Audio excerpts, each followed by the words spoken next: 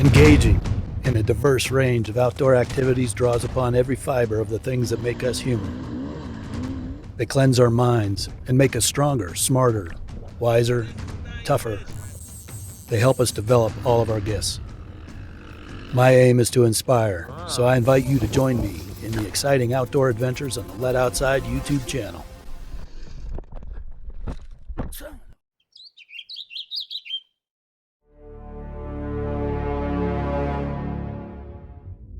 I had no idea that I'd have to rescue my friend today.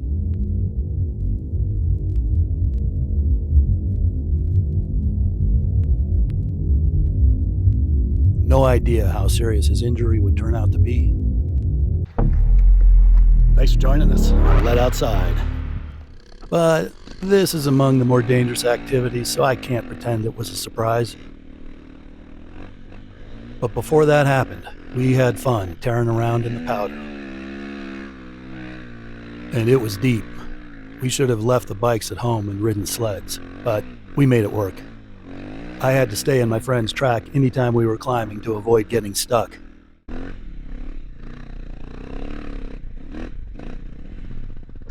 Yeah, I bet you gotta be pinned, dude. I am.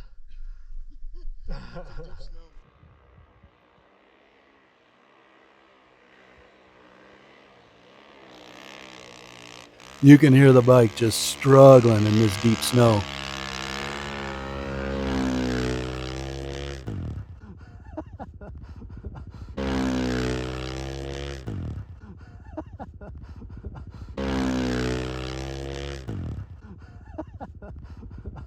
See, you took your hand off the bars. You had to get a little fancy. And I don't know what got him all riled up, but he nearly runs me over a few times in this sesh. About 1 foot from me is his track. Lunatic.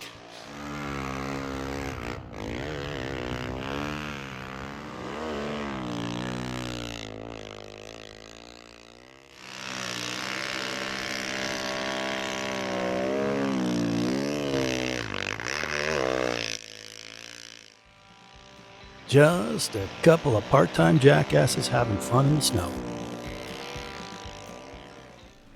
Hey, it's me, your friendly neighborhood bald guy doing risky outdoor activities. If you like what you see, and honestly, even if you don't, hit that like button and subscribe, because let's face it, we're in too deep now. Join the madness and help me justify my life choices to my mom.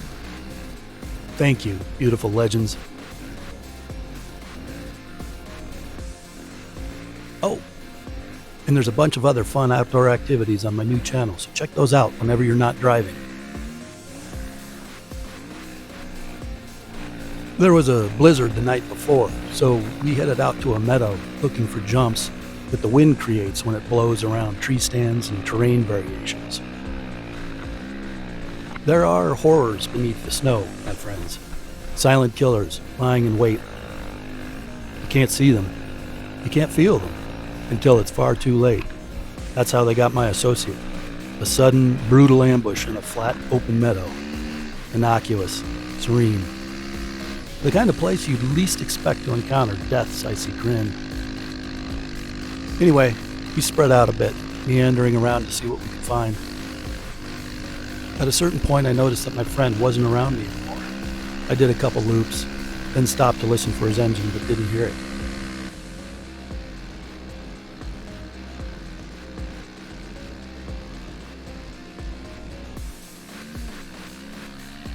So I stopped a few times to radio him. Hey buddy, you good? But nada. Crickets. Which sometimes means snow got packed into the speaker. Happens to the best of us. Or he was just tearing around and couldn't hear the radio over the wail of his engine. But I keep doing laps, scanning around for him.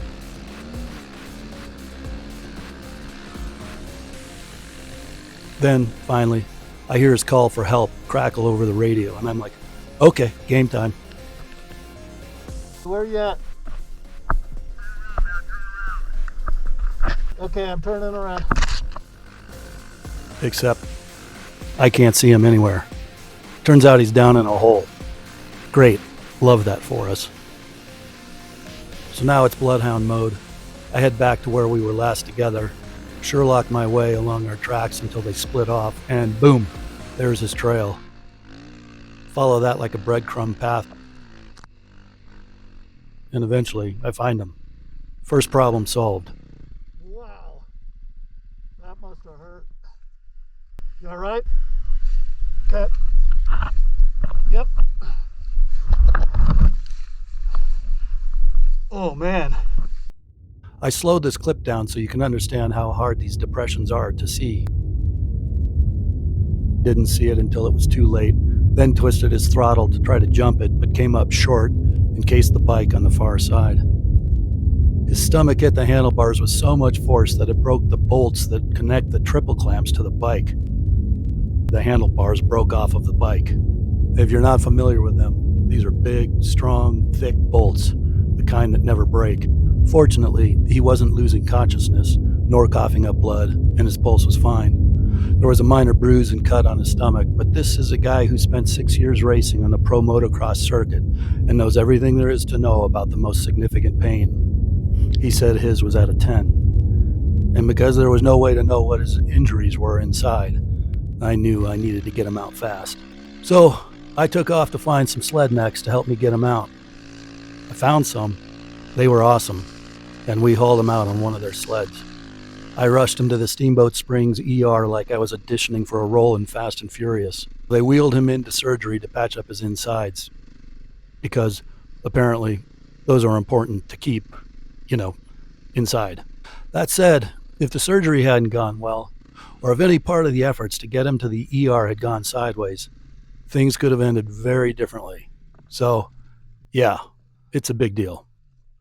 Thanks so much for watching. Stay safe out there, and maybe keep your organs where they belong. Okay? Thank you guys so much. Yep, buddy.